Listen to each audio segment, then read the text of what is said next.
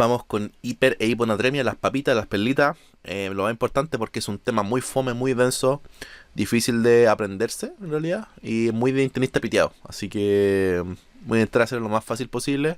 Yo tampoco que sea el maestro en nefro, pero bueno, voy a intentar explicar como lo más importante y lo más preguntable finalmente, lo que ustedes tienen que saber sí o sí. ¿Ya? Vamos. Hipernatremia es fácil, pero es menos preguntable, ¿ya?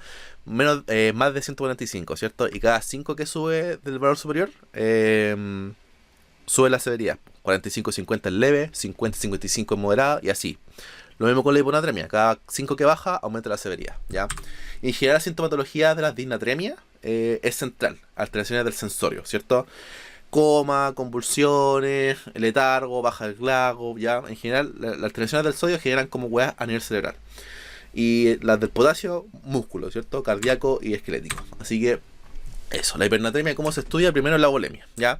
La que nos va a importar la eubulémica, ¿ya? Porque normalmente lo más preguntable de la hipernatremia es la diabetes insípida, ¿ya? La hipervolémica es, en resumen, porque te comiste 1 kilo de sal. Y la hipovolémica es por diuréticos o te deshidrataste mucho. ¿Y cómo saber si es por diurético por eso? Con el sodio urinario, ¿ya? Acuérdense que un riñón sano en condiciones de hipovolemia retiene sodio porque intenta retener todo el volumen que puede. En cambio, un riñón enfermo o causas renales, aunque tú tengas hipovolemia, igual te va a botar sodio. Entonces, si hay sodio, mucho sodio urinario en un caso de hipovolemia, eso nos va a indicar un riñón enfermo. En la falla renal aguda es lo mismo. Si tenemos un FEN elevado, nos va a indicar un aquí renal, pues porque normalmente ese riñón debería retener el sodio, pero lo está botando, el buen porfiado lo bota igual, y es porque ese riñón está enfermo, ¿ya? Así que acuérdense que un sodio urinario alto es porque nos va a indicar origen nefrológico, y un riñón bajo es extrarrenal, principalmente vómito, náusea, no sé, se cagó mucho, etcétera, ¿cierto? Hablemos de la diabetes insípida, que por déficit de ADH, ¿cierto? ¿Cómo va a ser el cuadro? Hipernatremia con orina muy diluida y va a orinar un montón. Va a orinar mucho, con mucha orina diluida y con hipernatremia, ¿ya? Puede ser de origen central o periférica. La central normalmente se pregunta como por un trauma. Por ejemplo, el paciente está en el auto, se pegó con el volante muy brígido en un accidente y empieza con poliguria y con hipernatremia, ya. Diabetes insípida central. Así se pregunta mucho en Eurocom, ¿ya? Y la nefrogénica normalmente es como por uso de medicamentos o por hipercalcemia. De los medicamentos lo más importante es el litio, ¿ya? Se confirma con el test de deprivación, ¿ya? O sea, si el paciente está haciendo eso y obviamente puede estar tomando mucha agua nomás, pues está mintiendo porque los pacientes mienten, ¿cierto?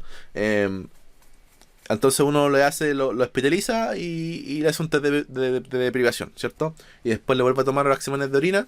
Y si efectivamente sigue con poliguria y sigue con orina diluida, es porque efectivamente era diabetes insípida. Y si se resuelve con test de deprivación, es porque está tomando mucha agua simplemente, ¿ya?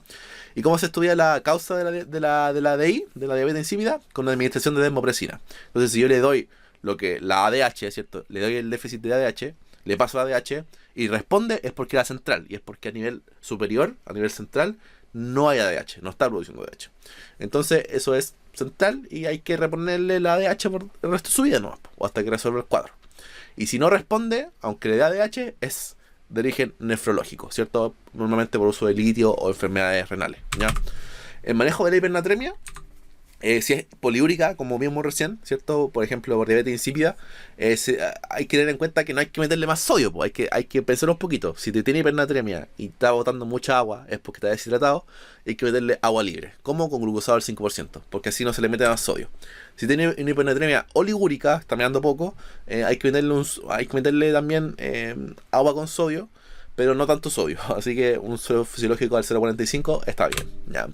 Y la hipernatremia hipervolémica, no hay que meterle sodio tampoco, ¿cierto? Pero tampoco hay que meterle mucha agua. Entonces, por lo tanto, no hay que meterle ni agua ni sodio, hay que botar el sodio. Como con la miloride principalmente, que es como botan harto sodio, o las tiacidas, ¿ya? También se le puede asociar un afuro. No hay que meterle soloterapia en este paciente. Hay que botarle ese sodio, hay que hacer natriuresis, ¿cierto? Y acordarse de las correcciones del sodio, que esto es pregunta clásica de los buzones, que aumentar o disminuir en 8 o 10 puntos en un día el sodio, para arriba o para abajo, va a ser complicaciones, ¿ya? La complicación, si yo tengo una hipernatremia y la bajo muy rápido, va a ser edema cerebral, ¿ya? En caso de que tenga una hiponatremia y la suba muy rápido, en un día va a ser mielinitis pontina o el SDO, ¿cierto? El síndrome de desmielinización. Así que Tengan eso en cuenta. 8 o 10 miliequivalentes por día, más de eso, hacen las complicaciones, que esas son las dos complicaciones, ¿cierto? La hiponatremia que hay que saber, que es muy preguntable, ya porque es un tema muy fuerte. Y suele ser secundaria. O sea, por ejemplo, me dio hiponatremia porque tengo una neumonía, ¿ya? O tengo un tumor por ahí. Entonces, hay que siempre ir a buscarlo. Es como la cetoacidosis en diabetes tipo 2. Hay que ir a buscar la infección, ¿cierto? En un paciente infectado, un paciente con alguna patología sistémica importante, ¿cierto? Menos 175 la hiponatremia, cada 5 que baja aumenta la severidad y tiene alteraciones del sensorio, ¿cierto? Por ejemplo, convulsiones, comas, todas esas cuestiones. ¿Y cómo se estudia primero? Con osmolaridad. No se estudia con volemia, se estudia con osmolaridad. Lo que nos importa acá es la hipomolar, la que se conoce como en medicina interna como hiponatremia verdadera, porque es la que vamos a estudiar, porque las otras se resuelven simplemente con un fisiológico, ¿ya? Vamos con la hiponatremia falsa, que son como las que se corrigen con un fisiológico, que la hiperomolar es porque es una CAD, ya una cetoacidosis. Así que se corrige la cetoacidosis porque le dan como un falso negativo de hiponatremia, ¿ya? Y la isomolar es porque está mal tomado el examen, o pseudo hiponatremia, ¿cierto? Aquí se corrige la etiología y se da usualmente un 0,5, un 0,9 fisiológico es un en corregir, porque suele ser una CAD, ¿cierto? En caso de una hiponatremia verdadera, que es la hipomolar, que es la que nos interesa, hay que estudiarla aún más. Con volemia, se ve la volemia del paciente y con exámenes. Ya, la osmolaridad urinaria, sodio urinario y el FENA, que nos va a indicar la indemnidad renal. Como les dije anteriormente, un sodio urinario alto siempre nos va a indicar que el riñón no está reteniendo sodio, ¿cierto? O sea, que nos indica que el riñón está enfermo. La hipervolémica, ustedes sabrán los estados de hipervolemia de los pacientes, que hay que tener ojo con darles líquidos, por cierto.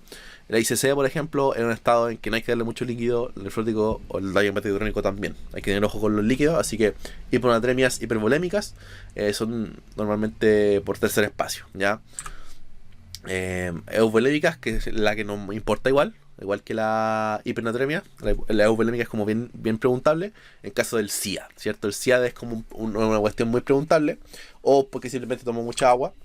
Y la hipovolémica es principalmente por diuréticos o por vómito y diarrea. Y para diferenciarlo entre los dos, acuérdense que está el tema del sodio urinario, ¿ya? El SIAD, que es lo más preguntable en hiponatremia, ¿ya? Que es todo lo contrario a la DI. Acuérdense que la DI era como hipernatremia con orinas diluidas y poliuria. Acá es lo contrario, ¿cierto? Las causas, medicamentos, por ejemplo, antidepresivos o tumores, ¿ya? Es un diagnóstico de exclusión. Uno no puede decir de entrada que tiene SIAD. Ya hay que descartarle todas las cuestiones anteriores, por ejemplo, diuréticos, que esté, por ejemplo, botando agua por algún lado, que esté con vómitos, diarrea, todas esas cuestiones. Y aquí, ¿qué va a pasar? Que el riñón va a agotar sodio, porque va a faltar ADH, ¿cierto? Perdón, va a haber mucha ADH, porque es el síndrome de inadecuada, mucha ADH, ya, mucha ADH. Entonces, el riñón va a agotar sodio y va a estar la orina concentrada, ¿ya? El sodio urinario va a estar más de 40 y la osmolaridad va a estar más de 100. Y va a estar en un estado de euvolemia, ¿ya? Y sin uso de diurético, y se maneja con restricción hídrica, sal oral o diurético, ¿ya? Normalmente restricción hídrica, lo más importante, no más de 800 cc por día, ¿ya? Vamos a decir que con un diagnóstico de exclusión hay que excluir todas esas cuestiones y va a haber orina concentrada y osmolaridad más de 100, ¿ya?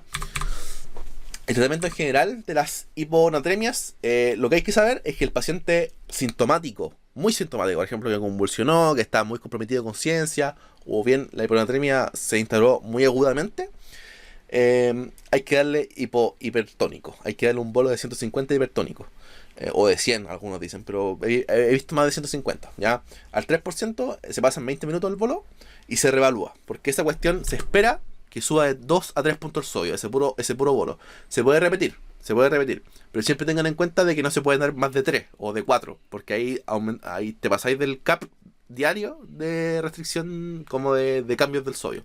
Y esa cuestión va a hacer más daño que beneficio. Así que no más de 3 bolos en 20 minutos seguidos, ¿cierto? 20 minutos de bolos. Y se repite hasta, que se le quiten las convulsiones, que vuelva a la vida, ¿cierto? Que te hable, que vuelva al glaco, ¿cierto? Y no va a ser de los 8 o 10 miliequivalentes por día, ¿cierto? Porque si no va a ser minimización espontánea. Y si es crónica o asintomática, se restringe líquido, no es más que eso. Hiponatremia leve asintomática, restricción de líquido. Chao. Y si está hipovolémico, dale un 0,9. Pasen un litro de 0,9 en un día, en varias horas, listo, chao. Y control de sodio, si es que era grave, por ejemplo, y le estamos pasando los bolos cada 2 horas. Eso es todo.